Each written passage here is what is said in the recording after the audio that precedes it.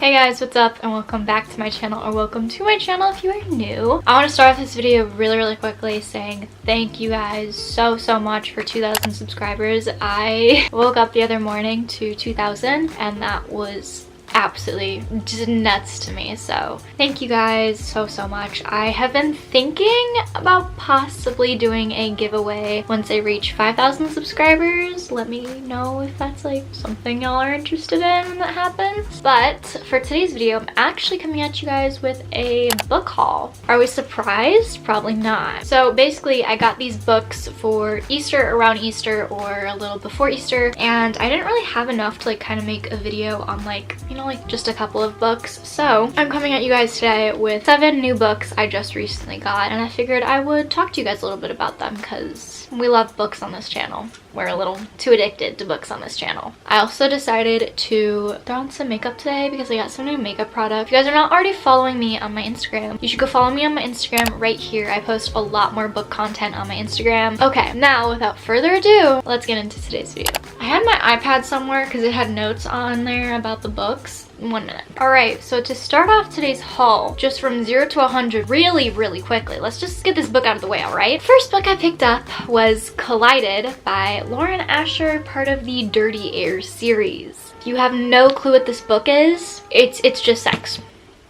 I'll give you guys a little more like background about this book. Basically, this book is kind of like a friends to lovers. Basically, the two main characters in the story, Sophie and Liam, are friends, and she basically wants to keep it that way, but she has this list, this fuck it list, so we call it, and it's basically full of things, naughty things. And basically Liam finds out about this fuck it list and suddenly he really doesn't want to be platonic anymore with Sophie. So that's what this book is about. This book is also technically the second book in the Dirty Air series, but correct me if I'm wrong if anyone has read this book or this series. I'm pretty sure you can read them as standalones because when I was looking online, the first book didn't have the same characters as this one did, so I think you can read them as standalones, but it's part of like a series, I guess. I don't really know. If anyone knows, correct me down below. We started off 0 to 100 real quick and we're about to go a 360 completely different. Okay, so the second book that I picked up is The Perfect Marriage. I've been wanting to read this book for a pretty long time. I first saw it on TikTok where the author actually promoted her book, like it wasn't part of like a famous book talk trend or anything. Basically the author has a TikTok and she promoted her own book and it looked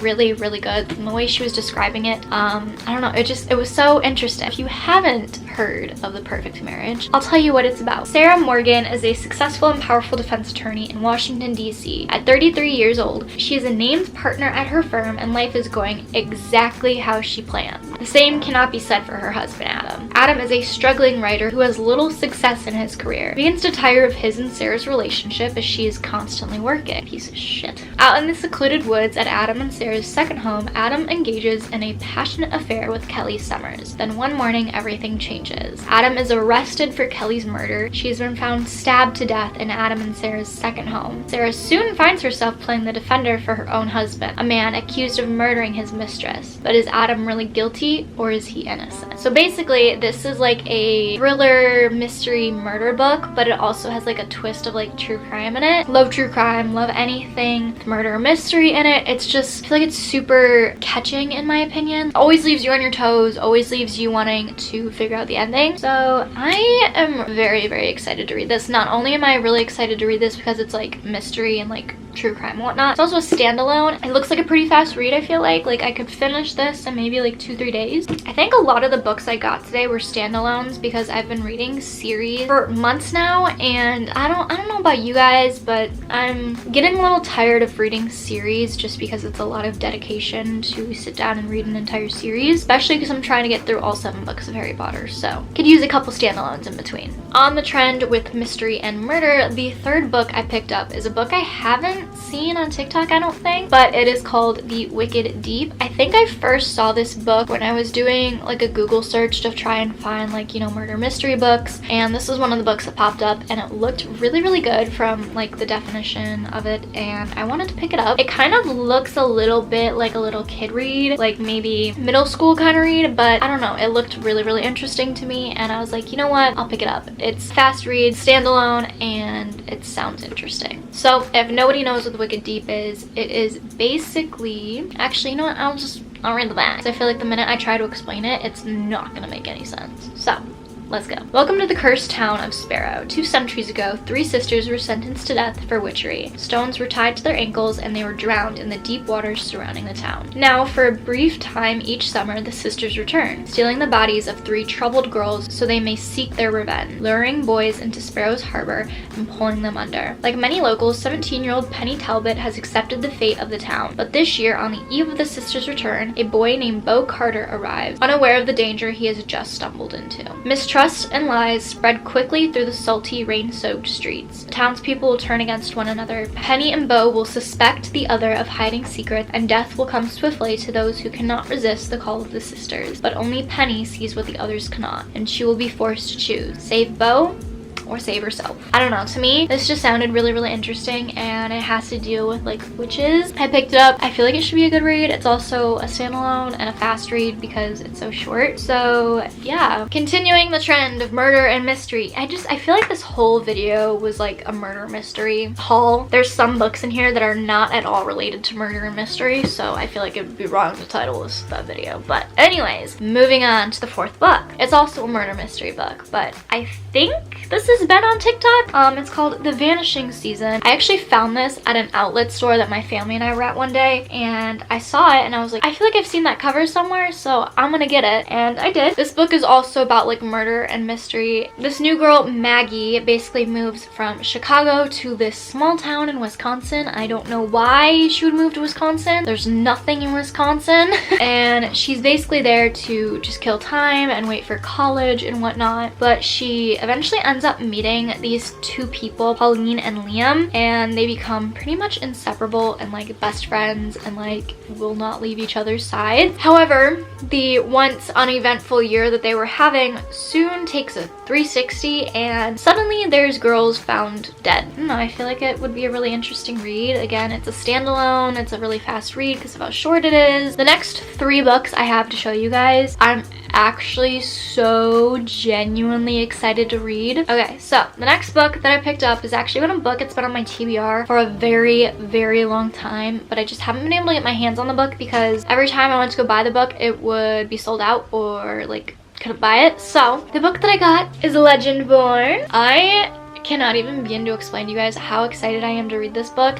I've been wanting to get my hands on this for ever. I originally wanted to get it the first book shopping vlog and haul I ever did on my channel, but the Barnes & Noble that I went to didn't have it, so I was really upset, but finally got my hands on it months later, and I am so excited to read this. It is a standalone, I think. I don't believe there's a sequel or that it's in a series. I think this is the only book. When I was reading the description of what this book is about, I don't know why, but it captivated me the moment I like read it. I also know that TikTok has been raving about this book lately. At least I've been seeing people rave about it lately. This book is essentially about magic and mystery and like figuring out secrets. This book almost reminds me of Ninth House by Leigh Bardugo because it kind of has like the same theme to it. I'll explain that in a little bit, but for now I'm gonna read you guys what the book is about in case you have never heard of Legendborn. After her mother dies in an accident, 16-year-old Bree Matthews wants nothing to do with her family memories or childhood home. A residential program for bright high schoolers at UNC Chapel Hill seems like the perfect escape until Bree witnesses a magical attack her very first night on campus. A flying demon feeding on human energies. A secret society of so-called Legendborn students who hunt the creatures down. A mysterious teenage mage who calls himself a Merlin and who attempts and fails to wipe Bree's memory of everything she saw. The mage's failure reveals Bree's own unique magic and a buried memory with hidden connection. The night her mother died, another Merlin was at the hospital. Now that Bree knows there's more to her mother's death than what's on the police report,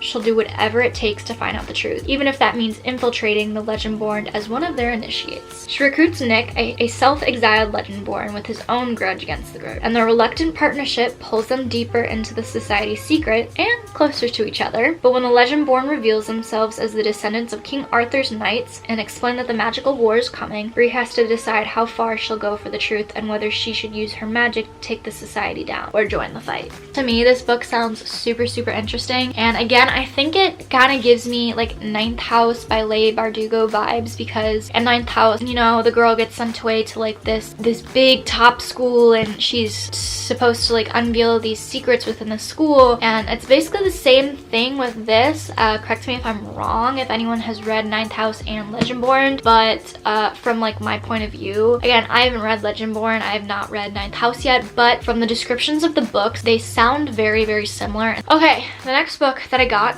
I actually am probably gonna butcher the title because I still cannot for the life of me figure out how to pronounce this word. Next book that I got, I actually saw in a reading vlog someone doing a unboxing from like one of those like subscription boxes, like book of the month or like Owl Crate or something like that, and I saw this in someone's reading vlog, and I just knew I had to get my hands on it, not only because of the pretty cover but because of what the book is about, and I just thought it was really cool. I got The Lost Apothecary? Is that how you say that? Apothecary? Someone correct me if I'm wrong, please. I'm not good at pronouncing stuff, okay? I got The Lost Apothecary. I thought it sounded really interesting. It basically evolves around like women and potions and murder, basically. I don't know, it just sounded really interesting. It's also a standalone, pretty short, so you could probably finish it really fast. I could probably finish this in one sitting, honestly. Anyways, I will read to you guys what the book is about. Hidden in the depths of 18th century London, a secret apothecary shop caters to the unusual kind of clientele. Women across the city whisper of a mysterious figure named Nella who sells well-disguised poisons to use against the oppressive men in their lives. Nella's dark world is no place for her newest patron, a precocious 12-year-old girl named Eliza Fanning. But their unexpected bond sparks a string of consequences that echoes through the centuries. 200 years later, aspiring historian Caroline Parswell, I think that's how you say her name, Parswell discovers an aged apothecary vial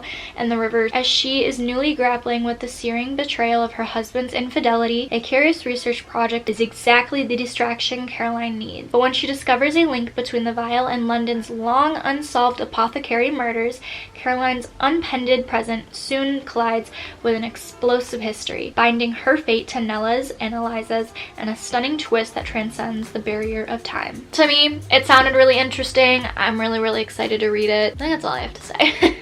I feel so bad. I feel like whenever I do these book hauls, I have like nothing to say about the books because I like to be surprised when I read books. Because I feel like if I like know a lot of what the book is about, it takes away from the surprise element of the book. So, alright. And now we've made it to the last book of this haul. I told myself I wasn't gonna read these books, and I got one, and I'm gonna read them. I got A Court of Thorn and Roses.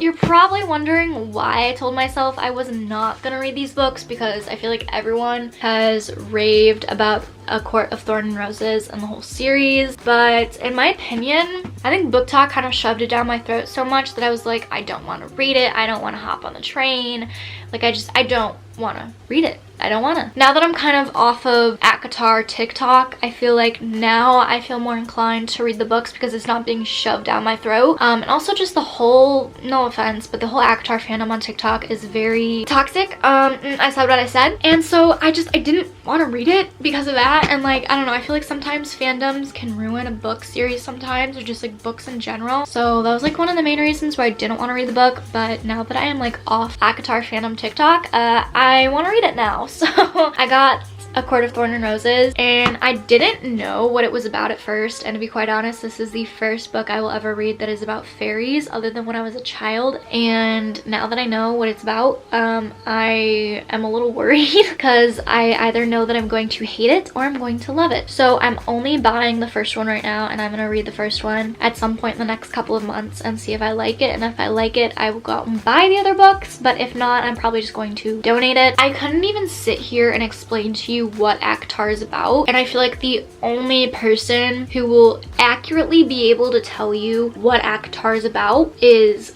with Cindy on YouTube. Her is with Cindy. I will link her in the description box down below with her video that she talks about A Court of Thorn and Roses, just because I watched her video and I feel like she just like perfectly described what ACOTAR is about without giving like spoilers, so to say, because I mean, if any of your friends have told you to read ACOTAR, they have probably explained why you should read ACOTAR. So I feel like With Cindy can accurately describe to you guys what ACOTAR is about and what to expect from it. If any of you guys have read A Court of Thorn and Roses and you liked it or you disliked it, please let me know down below and why, because I'm very curious. I feel like I hear mixed things about the book. Anyways, yeah, these are all the books I bought. It's a lot of them. It's really heavy too. But yeah, I hope you guys liked this video, and if you did, please be sure to give it a thumbs up and subscribe down below. Comment down below if you guys have ever read any of these books I featured in the video today, and if you did, what did you think of them? Give your girls some feedback, whether they're worth my time or not. Anyways, yeah, I hope you guys enjoyed this video, and I will see you guys all